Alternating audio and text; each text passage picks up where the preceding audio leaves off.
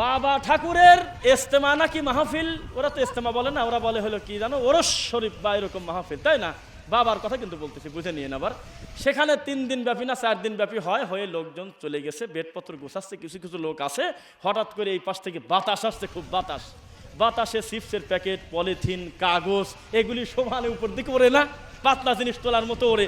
এখন মুরিদ সবুজ পাগড়ি পরে, ওরা কিন্তু কি পাগড়ি, সবুজ পাগড়ি মাথার থেকে খুলে মাজায় বাঁধি খুশির ঠেলায় দৌড়াচ্ছার করছে। ও বাবা কি দেখাই লাগো বাবা, সব উপর দিক চলে যাচ্ছে বাবা, আমি জ্যাকেট দুপুরে উঠলে দোষটা কি? চরমোনাই মাহফিলের দেখেন আল্লাহর ইচ্ছে মাঠ পরিষ্কার কেমনে হচ্ছে।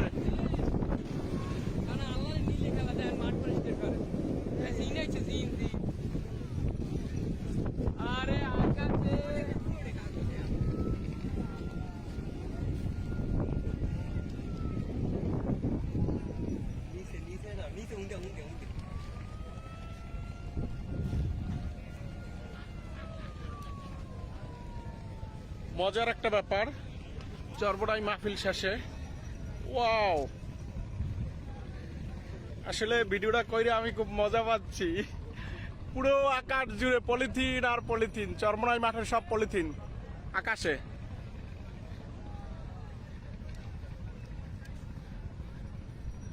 অনেক মজা পাচ্ছি।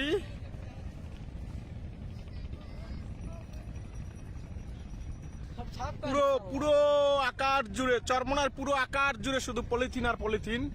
লজ্জা, আমি এটা ভিডিওটা আছে, দেখছেন আপনারা হয়তো, দেখছেন বা হাত উঁচু করতে 2-3 জন দেখছেন, বা এখানে অনেকেই দেখছেন হয়তো। বাতাসে কাগজ উঠলে এর ভিতরে কি বরত্ব আছে কোন? এর ভিতরে কোন বরত্ব আছে? পীরের কারামতি।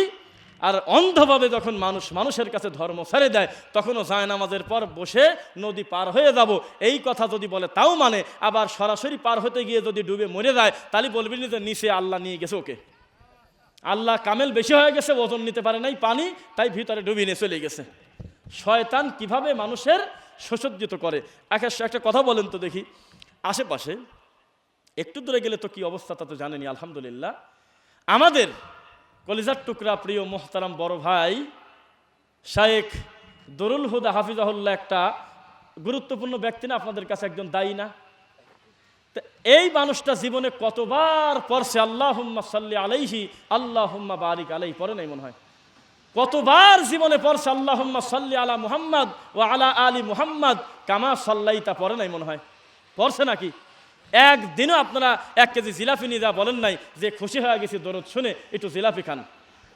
কোনো দিন কেউ 500 টাকা নিয়ে যা বলেন নাই হুজুর কি শায়েখ আপনার মুখে আল্লাহর রাসূলের নামে পৃথিবীর শ্রেষ্ঠ দরুদ শোনার পরে দিলটা ঠান্ডা হয়ে গেছে, এতে 2000 টাকা খুশি করে দিলাম, কেউ বলেন না। কিন্তু বালাগাল উলাবি কামালহীন নামে শিরিকি কবিতা, সাইয়েদেনা হাবিবেনা, এরপরে আখেরি টান যারা মারিয়ে দিচ্ছে, জিলাপি আছে, খুরমা আছে, আগরবাতি আছে, টাকা আছে, নাই এসব কিছু। তার মানে কি বলেন তো দেখি? একটা সুন্নাহ ঢাকার জন্য শয়তান কত জিনিস ব্যবহার করছে। জিলাপি লাগাইছে গাছ সাথে যে মিষ্টি মুখ অন্তত করুক, টাকা লাগাইছে 200-300 টাকাও আছে, কি 500-1000 এখন বেশি নেয়, জায়গা বুঝে টাকা। বিল্ডিং করতেছে, নতুন কনস্ট্রাকশনের কাজ হচ্ছে, হুজুরে নিয়ে আসো তো, হুজুর আসছে, হুজুরের নিচে নামাতেছে, দেখছেন এই ভিডিও, এই পিকচার অনেকে দেখছেন। হুজুরের 2 কেজি মিষ্টি আর একটা বদনা, কি 2 কেজি মিষ্টি আর একটা বদনা দিয়ে হুজুরের নামাতেছে, যেখানে একটু পরে ওই ইট বালি সিমেন্ট ঢালাই করবে, সেখানে হুজুরের নামাতেছে। নামাদি বলতেছে ওখানে একটু আলাদা করে কাঁদে দেন, তাহলে আমরা এখানে ঢালাই শুরু করব। ধর্ম হুজুর ফেল করে বসে আছে, নিচে বসে 2 কেজি মিষ্টি আর বদনা হাতে করে বসে আছে। ধর্মটা কলঙ্কিত করে ছাড়ে নাই, একটা কথা, এর কোনো সাইন্টিফিক্যালি ব্যাখ্যা আছে? একটা লোক তার রবের নাম নিয়ে তার নিজ বাড়িতে ঢুকে পড়বে, কথা শেষ, আর দরকার আছে কিছু? এখন সব মিলে কাঁদে আর কয় যে আখেরি মোনাজাত। তা আমি বলছিলাম, মজা করে বলতেছি, আখেরি মোনাজাত করে যেই জায়গা আখেরি হয়, আখেরির পরে ওই হুজুর মনে হচ্ছে যে এই জালসা শেষ করে আখেরি মোনাজাত যিনি করলেন, আখেরি মোনাজাত শেষ হলে মনে হয় বাড়িতে যা বিষ খাবি, কারণ আখেরি মানে তো আমরা মনে করি যে শেষ, আখেরের পর তার কিছু নাই। তাহলে এই হুজুর বারবার মুখ দিয়ে বলে যে কেউ কথা বলবে না, কেউ কথা বলবে না, যে যেখানে আসেন বসে পড়েন, এখনই আখেরি মোনাজাত হবে। তার মানে আমাদের মনে হয় অর্থ জানার পরে যে আমরা একটা আতঙ্কেও থাকি, আল্লাহ এর মুখের কথা যদি সত্যি হয় তাহলে তো এই মাহফিল শেষ করার পরে এই হুজুরটা মরবি, কারণ বিষ খাক, ফাঁসি নিক, না মাথার পর ঠাটা পড়ুক, নাম যেহেতু আখেরি মোনাজাত, তাহলে এই কার বাঁচানি গেল না। ওই বেদাতি আপনার কি জেকেরের মতো বাদ মাগরিব হালকা জেকের পরিচালনা করিবেন, অমুক অমুক অমুক থাকে না মনে হয়। তাই আমার একজন ভক্ত বলা ঠিক হবে কিনা, এক ভাই আমাকে বলছিল যে আমি লেখাপড়া রাগ করে, খারাপভাবে বলে নাই বেচারা, জানার উদ্দেশ্যে যে আমাদের গ্রামে শতকরা 99টা মাহফিলে লেখা থাকে যে বাদ মাগরিব হালকা জিকির পরিচালনা করবেন। তা আমি জেনারেলি শিক্ষিত মানুষ, আমি তো আরবি বুঝি না, আমাকে একটা জিনিস বলেন। কি বলতেছে যে আমি বালেঘর পর থেকে সারা জীবন খালি দেখতেছি হালকা জেকের, এ জেকের মোটা হয় না কোনোদিন, ই কি বারে মারে না নাকি, সারা জীবন হালকাই দেখতেছি, ব্যাপারটা কি? তাই বললাম যে ভাই রে, মূল কথা এর অর্থ তো এইটা না, আর সবচেয়ে বড় কথা যে এটা হালকা হলেই কি মোটা হলেই কি, এ কামই বিদাতির, কোনো আমরা আলাদা করে কিছু বলতে চাচ্ছি না। তখন বললো যে ও আচ্ছা, তাহলে এই হলো অবস্থা। ওই টাঙ্গাইলের কথার মতো আমাকে এক আটকা ধরে কাগজ দিয়ে বলতেছে আজকে আপনি ক্লিয়ার করে বলে যান শায়েখ, রাসূলের নামে মিলাদ করতে গিয়ে দাঁড়ায় পড়লেই ভালো না বসে পড়লেই ভালো? মিলাদ কি দাঁড়ায় পড়লে বেশি হয় নাকি, নাকি বসে দাঁড়ায় পড়লে বেশি নাকি, না বসে পড়লে বেশি নাকি? কথা বুঝতেছেন নাকি? কাগজ দেশে বড় একটা লেখছে যে আপনি আজকে ক্লিয়ার করে দিয়ে যাবেন। সেম বিষয় নিয়ে আজকের থেকে 3 মাস আগে কিন্তু দ্বিতীয় বক্তার সাথে আমাদের মারামারি হয়েছে। তাহলে ওরা কিন্তু আকার ইঙ্গিতে বোঝা দিল যে আমাদের পক্ষে যদি রায় না দেন খাঁটি রেডি। তাছাড়া আগে কাকে মারছে ওই কথা আমার কাগজে লেখার দরকার আছে। তখন আমি দেখলাম যে কি বলি, তখন মুশকিল। তাই বললাম যে মিলাদুন নবী বা রাসূলের নামে যে মিলাদ করতে হবে 3 দিনে 4 দিনে 7 দিনে 40 দিনে, এই কর্মটাকে আগে আমার সামনে প্রেজেন্ট করেন, তখন আমি বলবো যে দাঁড়া ভালো না বসে ভালো, কর্মটা আগে আনেন সামনে। বোঝা যাচ্ছে না? আমি বললাম যে কামই বেদাত, সেটা দাঁড়া বসে কি আপনি শুয়ে পড়লেই আমার কি, কামই তো বিদাত। এই জায়গায় আপনি আমার কাছ থেকে দলিল চাচ্ছেন কি জন্য? যেই হুজুর পড়ায় ওর কাছে যা গোল হয়ে বসে সোনা ময়না বলে মাথায় হাত দিয়ে মিষ্টি টিষ্টি খাওয়ায় বলেন আপনার মিষ্টি খাওয়াতে খাওয়াতে মারিয়ে দেবো, তাও ভালো, খালি মুখ দিয়ে একবার বলেন এই মিলাদটা পাইছেন কোন জায়গা, বাস। উনি যদি বলে যে অমুক জায়গা পাইছি, তখন আমরা দেখবো যে এটা টেকে কিনা। যে কামই বেদাতে বসে পড়লেই কি শুয়ে পড়লেই কি ঘুমাসে গেলেই আমার কি, বুঝতে পারছে না? আজকে এইভাবে আমাদেরকে বিদাতের ব্যাপারে মানুষকে ধোকা দেওয়া হচ্ছে। বাবারে, এ কামটা তো খারাপ না, তোমরা বিরোধিতা করো কেন? ওইভাবে বাদ দিলে তো নবীর সময় মাইকও ছিল না, নবীর সময় প্লেনও ছিল না, নবীর সময় রকেটও ছিল না, বলে কিনা? কত বড় লজ্জা একটা টাইটেল পাস হুজুরের মুখে যদি এই কথা শুনতে হয় 2021 সালে যে নবীর সময় প্লেন ছিল না, জন্য প্লেনও বিদাত, তখন আর লজ্জায় আর কিছু থাকে না। পৃথিবীর কোন হাজি মনে করে যে আমার দাদা পায়ে হেঁটে কষ্ট করে দিনের পর দিন পরিশ্রম করে নৌকায় হজ করতে গিয়েছে, আর আমি প্লেনে চড়ে 2 ঘন্টার ভিতরে কাবা পৌঁছে গেলাম, এই জন্য আমি নেকি দাদার থেকে 20টা বেশি পাইছি? কোন হাজি মনে করে? নাম বলেন তো। এটা কি ইবাদত? এটা একটা উপকরণ না? এটা কি ইবাদতের জন্য করা হচ্ছে না? ইবাদতটা মানুষের কাছে পৌঁছানোর জন্য একটা মাধ্যম, এটা কি ইবাদত মনে করে কেউ করে? অথচ এই জিনিসটা নিয়ে এসে আজকে চূড়ান্ত বিদাতকে সুন্নাহ মনে করে প্রতিষ্ঠিত করার জন্য চেষ্টা করা হচ্ছে। পরি নাউজুবিল্লাহ মিন যালিক। আমরা 11:30 প্রায় বেজে গেল, আপনার বিরক্তি আসার আগে আমরা বক্তব্য শেষ করব বলে আশাবাদী ইনশাআল্লাহ। এখন আমাদের আলোচ্য বিষয় আর একটা জিনিস খেয়াল করবেন, শয়তান আমাদের উপরে খুশি না বেজার? কথা বলেন, কি রকম বেজার? বাপ মা রাগ করলে যত বেজার হয় তার চেয়ে কম না বেশি? শিক্ষক ক্লাসে 5 দিন না গেলে যেরকম বেজার হয় তার থেকে কম না বেশি? পৃথিবীতে এমন কোনো রাগী মানুষ নাই, এমন কোনো মন খারাপ করা মানুষ নাই, যেই মন খারাপওয়ালা মানুষের চাইতে ইবলিস শয়তান বেশি মন খারাপ করে না একটা ইমানদারকে দেখে। সেই ইবলিস শয়তানকে খুশি করতে কিছুই লাগে না, খালি মোহাম্মদকে বেশি ভালোবাসতে গিয়ে বলতে হবে রাসূল গো, তুমি কবর থেকে সব কিছু পারো দেখিতে, আমি কবরে গেলে তুমি আমার আমলগুলো দেখে আমাকে তুমি পার করে দিও গো নবী মোহাম্মদ। কত আবেগ নিয়ে, কত ভালোবেসে মানুষ শিরিক করতেছে, বিদাত করতেছে না? নিজের পকেট থেকে টাকা বের করে আর একজনকে দেওয়া যে কত কঠিন, তা জুমার নামাজ পড়তে যায় যারা, ওরা বোঝে। কেন? ওই 11 সপ্তাহ জুমার নামাজের মসজিদে গেছে, 2 টাকা দেওয়ার ভাগ্যে পর্যন্ত হয় নাই। কোটি খালি সামনে দিয়ে যাই, হঠাৎ যদি বিয়েই আসে বেড়াতে, তো বিয়েই বাম পাশে আসে, দেখতে খারাপ দেখা যায়, চোখ কোলার যায়, 2 টাকা না 5 টাকার কয়েল টং করে মারি দেয়। ও তো জানে না যে মানুষকে নিজের পকেট থেকে টাকা দান করা কত বড় কঠিন কাজ। এই টাকা পকেট থেকে বের করে মানুষ মুশরিক হচ্ছে, জানেন আপনি? এই টাকা পকেট থেকে বের করে 20,000 টাকার বান্ডিল আব্বা হুজুরের কবরে দিয়ে মুশরিক হয়ে গেল না? টাকাও গেল, দুনিয়াও গেল, আখিরাতও গেল। যা তো শিরিক করতেছে, বিদাত করতেছে মানুষ আজকে নিজের অজান্তেই, সমস্ত পরে ধোকায় পড়ে মিথ্যা কথা বলে মানুষকে আজকে জিম্মি করে দেওয়া হচ্ছে। শোনেন, নাম বলতে চাইবেন না, কেউ নামও বলবেন না। বাংলাদেশে এমনও কিছু বড় আলেম আছে যার নাম যদি বলেন মুখ দিয়ে, আমাদের দেশে হাজারো যুবক আছে চোখ দিয়ে পানি চলে আসে। বহু ইমাম আছে তার নাম বলেছেন, সেই আলেমের চোখ দিয়ে পানি ঝরঝর করে আসে। এদেশের বহু যুবক, তাদেরকে যদি বলেন যে বুকের তাজা রক্ত রাস্তায় ঢালতে হবে অমুকের ব্যাপারে, বলেন আমি রেডি, কোনো সমস্যা নাই, দিতে প্রস্তুত। কিন্তু যদি তাকে বলেন বাবারে এই লোক বহু আগে বলছে, প্রকাশ্য জনতার সামনে বলছে তাবিজ হলো শিরিক, তো তোমার হাতে বালা কেন, তোমার গলায় তাবিজ কেন, চুপ করে থাকে, তখন আর কথা নাই। তুমি আজকে বলতেছো যে আমি অমুক মাওলানাকে এত ভালোবাসি, তার জন্য জীবন দিতে প্রস্তুত। উনি তো 2007 সালে বা তারও আগে 1998 সালে একেবারে ভরা মজলিসে বলে গিয়েছে যে সম্মিলিত ফরজ সালাতের পর মোনাজাত, এই কাজটা হলো বিদাত, এটা রাসূল করে নাই, সাহাবী করে নাই, কেউ করে নাই, পরবর্তীতে মানুষ তৈরি করেছে, এই কর্মটা বিদাত। তো মানেন না কি জন্য? ফিতনা হবে না সেই জন্য। আপনি যাকে এত সম্মান দিতে চাচ্ছেন, যার নাম শুনে মাজলুম এই কথা বলে আপনার চোখ দিয়ে ঝরঝর করে পানি আসতেছে, এই লোক বহু আগে বলে গেছে আল্লাহর ঘরে শুধু আল্লাহর আহ্বান ছাড়া অন্য কোনো শব্দ হবে না। আর 16 মিনিট আছে, আর 4 মিনিট আছে, এই ইফতার এখনো যারা করেন নাই, এই সব কথা মসজিদে হবে না। কার ভেড়া হারা গেছে, কার মুরগির বাচ্চা ডিম পাড়া বন্ধ করলো, এইটা আল্লাহর ঘরে স্লোগান হবে না। আপনারা কেন করেন? কথা কয় না। ওই লোক বহু আগে বলে গেছে যে কুলখানি খয়রাত, এইটা আপনারা করবেন না, এটা কামটা ভালো না, মাইয়েতের জন্য দোয়া করবেন, বলে নাই মনে হয়, নাম বলেন না, বলে নাই। সিরিয়ালে যদি বলতে যাই, সবচাইতে যারা অমান্য করে তারা হলে তার দলের এবং তার পছন্দের লোক, অথচ নাম দেশে যে আমরা খুব ভালোবাসি, তাকে এটা ভালোবাসা?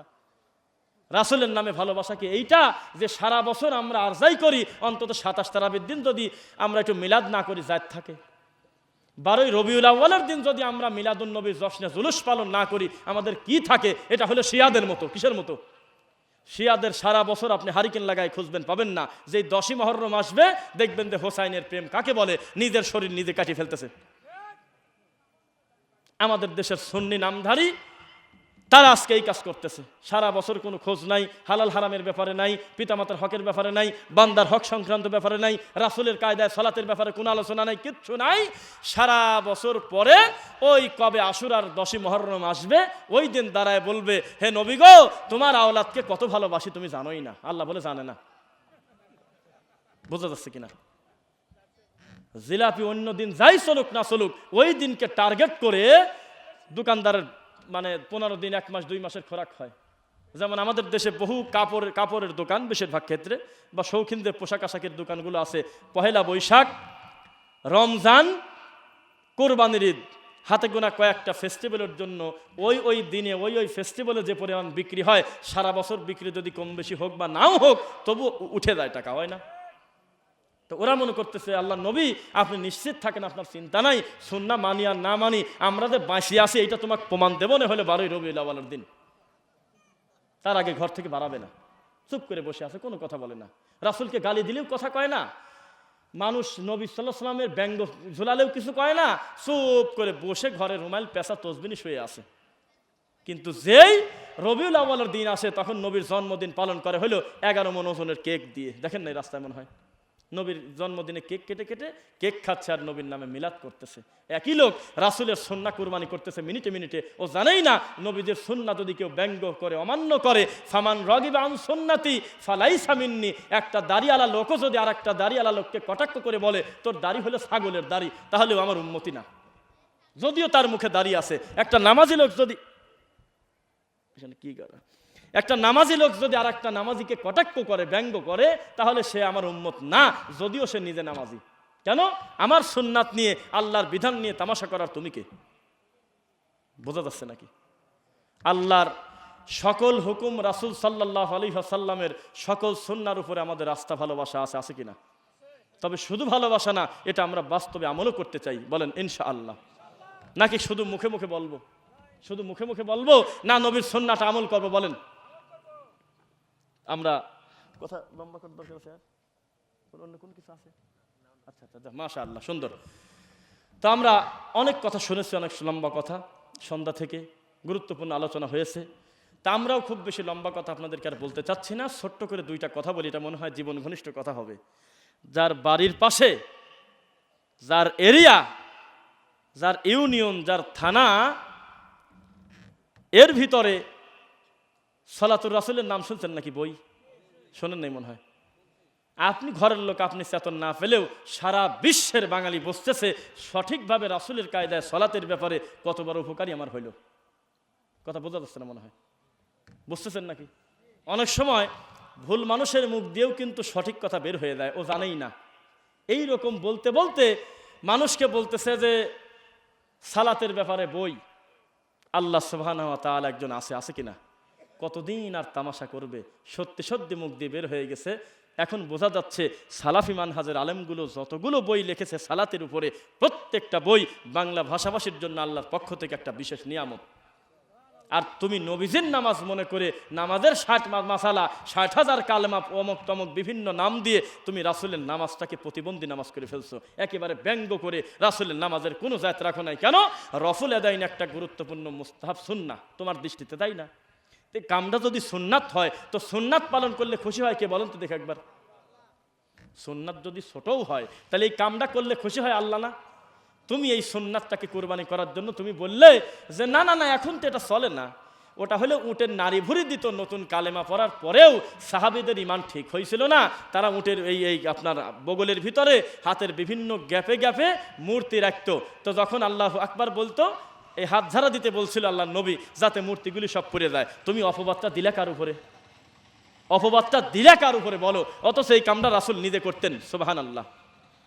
স্বচ্ছ ধারণা, স্বচ্ছ দিন যদি পেতে চান তাহলে সালাফি মানহাজের অনুসারীদের লেখনী, বক্তব্য, ইউটিউব হোক, ফেসবুক হোক, অনলাইন ভিত্তিক হোক, অফলাইন হোক, সার্বিক ক্ষেত্রে তাদের দেওয়ার কোনো ত্রুটি আছে? আমাদের ভিতরে কোনো হিংসা নাই। নওদাপাড়া প্রতিষ্ঠান আপনার বাড়ির পাশে, নিজেকে খাটো করতেছেন কেন? আপনি একটা সন্তান দিতে পারলে আপনার নিজের কাছে মনে হওয়া লাগবে যে আমার কলিজা ঠান্ডা হয়ে গেল, এর চাইতে বড় নিয়ামত আর কি আছে? কেননা অনেক দূর দূর থেকে জামিয়া সালাফিয়া বলেন, দারুল হুদা বলেন, নওদাপাড়া বলেন, ছাত্র ভর্তি করতে এসে গার্জেনরা কান্না করে ফিরে যাচ্ছে, জাগাই দিতে পারতেছে না। আর ঘরের মানুষ, আপনি ঘরের পাশে বসে আপনি প্রাণ ভরে দোয়া এবং সন্তান দিয়ে, টাকা পয়সা, শ্রম, মেধা, বুদ্ধি দিয়ে আল্লাহর এই বিশেষ বিশেষ গুরুত্বপূর্ণ মার্কাজগুলো আরো বেশি শক্তিশালী করতে পারেন না? পারেন কিনা বলেন? প্রত্যেকটা সালাফি মানহাজের অনুসারী একটা 1000 বিদাতি আলেমের চাইতে বেশি সম্মানী। বোঝা যাচ্ছে না মনে হয়? এই জন্য আমরা চাইবো আল্লাহ আমাদের যে নিয়ামতগুলো আমাদের চতুর্পাশে যে সম্মানে আলেমগুলো, ভালো মানুষগুলো দিয়েছে, এরা আমাদেরকে শিখাচ্ছে কেন কি জানেন? আমি আর আপনি মিলেমিশে একদম একত্র হয়ে একবারে মানে ভালোভাবে আমরা দাওয়াত দিয়ে মানুষের কাছে নিয়ে যাই। আপনি একা যদি ওই ভাইকে ডাকেন, আপনি তারপরের দিন যা যদি একা ডাকেন, আপনি তারপরের দিন যা যদি ওই ভাইকে সালাতের দাওয়াত দেন, এইটা কেমন হলো? একই সঙ্গে যদি আমরা মনে করি হিংসা বিভেদ ভুলে আসো তো আমরা সবাই মিলে আমাদের এই ভাইটাকে জাহান্নামের আগুন থেকে বাঁচানোর চেষ্টা করি, ভাই আসো সালাত আদায় করি, কাম কোনটা ভালো? একসাথে মিলে আমরা কাজ করলে ভালো হয় না? একসাথে মিলে কাজ করলে ভালো হয় কিনা বলেন? ওই কথাটা আবার রিপিট করি। সম্মানী মানুষ যখন সম্মানী মানুষদেরকে ভালোবাসেন, ছোটদেরকে মোহাব্বত করেন, তখন তার কলিজা ভরে যায় না? বোঝা যাচ্ছে কিনা? আমার মতো মানুষ, আমি গিয়েছি নওদাপাড়া গালিব স্যারের সঙ্গে দেখা করতে, 10 সেকেন্ড তো দাঁড়ায় থাকতে দিলেন না, বসতেই হবে উপস্থিত। আমাদেরকে যিনি ডেকে নিয়ে গিয়েছেন উনি আমাদের আগে চেয়ারে বসেছেন জন্য ধমক দিল, হাই তুমি আগে বসলে কেন? বুঝতে পারলেন কথা নাকি? তাহলে এই সম্মানী মানুষদের খেদমত আপনি কি অস্বীকার করবেন? আমার ঘরের মানুষ সিলেটের ফেন্সুগঞ্জে গিয়ে মার খায় নাই? কথা তো বলেন না দেখি, আওয়াজ দেন না। মার খায় নাই? যখন তাকে আঘাত করা হলো, এই বাম হাতে না আঘাতটা, তার আঘাতটা বেশি বাম হাতে না, তখন তিনি ওই বাম হাতটা নাড়াচাড়া করতেছিলেন, এদেশের লক্ষ লক্ষ মানুষের বুক দিয়ে রক্ত ছুটতেছিল মনে হয়। ঠিক ওই হাত মাত্র গত পরশুদিন মোহতারামের ডক্টর আসাদুল্লাহ গালিব স্যারের মেজো ছেলে ডক্টর আহমদ আবদুল্লাহ নাজিব, সম্ভবত নাকি ভুল বললাম, নাজিব ভাইয়ের বিয়েতে যখন সেম এই বাম হাতটা ডক্টর আসাদুল্লাহ গালিব স্যার যখন এইভাবে হাত ধরলেন, তখন ওই দিন যত কষ্ট পেয়েছিলাম তার চাইতে বেশি খুশি হয়ে গেলাম আজকের এই দৃশ্য দেখে। হাতটা পড়ল কোথায়? তার হাত পড়ল, কথা বুঝতে পারলেন কি? সব সময় মনে রাখবেন, সুন্নাহপন্থী আলেমদের, তাওহীদপন্থী আলেমদের, কোরআন সুন্নাহর অনুসারী একেবারে ছোট বাচ্চা থেকে বড় পর্যন্ত প্রত্যেকে আমরা একটা কলিজা, আমাদের একটা বডি। আমাদের ভিতরে মানুষ হিসেবে ভুলভ্রান্তি যাই থাক, কোনো বেদাতিকে আমাদের ব্যাপারে কথা বলতে দেবো না ইনশাল্লাহ। কোনো বেদাতিকে আমরা তামাশা করার সুযোগ দেবো না। কেন? তুমি তো দলিলেই নাই, তুমি তো আগেই বাতিল, তোমার কথাই নাই। মতের অমিল হয় তার সাথে যে আমার রক্তের কেউ, যে যাকে আমি গুরুত্ব দেই, যে আমার ঘরের মানুষ, তার সাথে সম্পর্ক ফাটল হওয়া না হওয়ার সম্পর্ক থাকে। তুমি বেদাতি, তুমি তো ধরাই নাই, তুমি তো দলিলের বাইরে, তুমি তো বাউন্ডারের বাইরের লোক। তুমি কেন হাসলে আমাদের ভিতরে ভুলভ্রান্তি দেখে? তুমি হাসার কে? যে কর্ম করে তার ভুল হবে, হবে কিনা? তুমি ফেল করে খালি জিলাপি খাচ্ছ, খালি মাঝে মধ্যে একটু খিলখিল করে হাসে দিলে, জালসার মঞ্চে তুমি গান গায়ে দিলে, আর তুমি মনে করলে যে বাহ আমরা মানুষকে মাথায় দিলাম। তুমি এখনো জানো না বাংলাদেশের মাটিতে, উপমহাদেশের এই মাটিতে আল্লাহর কত বড় বড় সম্মানী বান্দা দায়ীগণ তাদের লেখনী দ্বারা, তাদের বক্তব্য দ্বারা, তাদের খেদমত দ্বারা গোটা বিশ্বকে জয় করেছে। আলহামদুলিল্লাহ, তাদের জন্য খাস করে দোয়া করতে আমরা বাধ্য কিনা বলেন? তো যাই হোক, শুকরিয়া আদায় করেন। এমন একটা বাউন্ডারির ভিতরে, এমন একটা সার্কেলের ভিতরে, এমন একটা ঘরের মানুষ আমরা, এমন একটা মানহাজের মানুষ আমরা, আমাদের মানহাজের ভিতরে কোনো হাস্যকর তামাশা করার কোনো বক্তা নাই। বলেন আলহামদুলিল্লাহ। বক্তা কোলে করে নিয়ে আসতেছে, বলতেছে 26 ইঞ্চি মাপিয়ে দেবো একবারে। এখন 26 ইঞ্চির 1 ইঞ্চি কমও হবে না, বেশিও হবে না। এখন আপনাদের সামনে যিনি বক্তব্য দিবেন, তো দুই একজন করছে যে 2 বছর আগেও বলছিলেন এরকম, এখনো বলতেছেন এরকম, কয় গুটি সন না, দাফা ধরে আছে একবারে, এ বারে মারে না। কথা বুঝতে পারলেন? খালি কয় যে বক্তার বয়স হলো 7 বছর, 3 বছর আগেও কয়েছে 7 বছর, এখনো কয় 7 বছর। ও বারে মারে না, বয়সকে ঠেকে থাকে। এইরকম শয়তানি লোক কিন্তু আলহামদুলিল্লাহ আমাদের সালাফি মানহাজের ভিতরে একটাও নাই। আছে কি? শুকরিয়া আদায় করলেন না তো একবার? বলেন আলহামদুলিল্লাহ। আমাদের ভিতরে কানা হুজুর, হ্যাঁ, চোখে কোনো রকম দেখেন বাবারা কি টান দেয় আপনাদের সামনে, নাই। আমাদের ভিতরে এইরকম কেউ নাই যে দেখেন 7 রকমের আজান দিতে পারে। বাবারা কি যে শোনাবে আপনাদের সামনে এখন। কেন রাত 12টার সময় তুই আজান দিস? কিসের আজান এটা? মানে লজ্জায় নাক কাটা। আবার কোরআন পড়লে একটু জোশ দিলেই কয় যে আল্লাহু আকবার। কোরআন শুনতে হয় ওইভাবে, কোরআন শুনতে হয় কলিজা দিয়ে না, দিলটা ঠান্ডা হয়ে নরম হয়ে যাওয়ার কথা না। ও শক্ত হয়ে আল্লাহু আকবার, আল্লাহু আকবার তাকবীর দিয়ে উঠতেছে, এক গোটা মজলিস চলতেছে সুবহানাকা আল্লাহুম্মা ওয়া বিহামদিকা। যার অন্তর ভরে না, যার লাগে হলো সাদাকাল্লাহুল আজিম, এ জাতিকে আর কি বুঝাবেন? বলেন কি বুঝাবেন? আল্লাহর মুখের ভাষাকে আমরা মিনিটে মিনিটে প্রত্যেকটা আমলে আমরা নষ্ট করে দিয়েছি। যাই হোক, আমরা যে কথাগুলো বললাম, সত্যি যদি তোমাকে খুশি করার জন্য বলে থাকি, আল্লাহ সুন্নাহর পক্ষে যদি বলে থাকি, তাহলে আগে আমাকে এবং যারা শুনলো তুমি প্রত্যেককে আমল করার তৌফিক দাও আল্লাহ। দূর দূরান্ত থেকে যে সমস্ত দিনী ভাইয়েরা, মিডিয়া হোক, এমনি যেভাবে হোক, দায়িত্বশীল হোক, বিভিন্নভাবে যারা আজকে এই প্রোগ্রামটা সাজিয়েছেন, টাকা দিয়ে, শ্রম দিয়ে, মেধা দিয়ে, বুদ্ধি দিয়ে, বিশেষ করে আমাদের কলিজার টুকরা ভাই ইসরাফিল ভাই, নাম জানেন কিনা? কথা বলেন না তো। ইসরাফিল ভাইদের মতো ভাই যদি সমাজে গঠন না করতেন, আল্লাহ গ্যাপে গ্যাপে যদি এরকম দিন দরদি মানুষগুলো তৈরি না করতেন, তাহলে আদৌ আপনারা ভিন্ন ভিন্ন স্বাদ কিন্তু বিভিন্ন দায়ীদের থেকে হয়তো পেতেন না। কেন? তাদের মেধা, তাদের চিন্তাই হলে একটা দিন ধর্ম গবেষণা করা। আলহামদুলিল্লাহ, এই বয়সে ইসরাফিলরা গান বাজনা করে, এই বয়সে ইসরাফিলরা গিটার বাজায়, এই বয়সে অন্যান্য ইসমাইলরা গান বাজনা নিয়ে ব্যস্ত থাকে, এই বয়সে অন্যান্য ইসরাফিলরা মেয়েদের পিছনে দৌড়ায়, আর শেষ দৌড়াচ্ছে আল্লাহর সঠিক দিনের পিছনে। আলহামদুলিল্লাহ, জাতিকে বেদাত মুক্ত, শিরিক মুক্ত করার জন্য তারা চেষ্টা করে যাচ্ছে। যে কথা বললাম, আল্লাহ আমাদের কথার উপরে তুমি আমল করার তৌফিক দাও। সুবহানাকা আল্লাহুম্মা বিহামদিক, আশহাদু আল্লা ইলাহা ইল্লা আনতা, আস্তাগফিরুকা ওয়া আতুবু ইলাইক। আসসালামু আলাইকুম ওয়া রাহমাতুল্লাহি ওয়া বারাকাতুহু।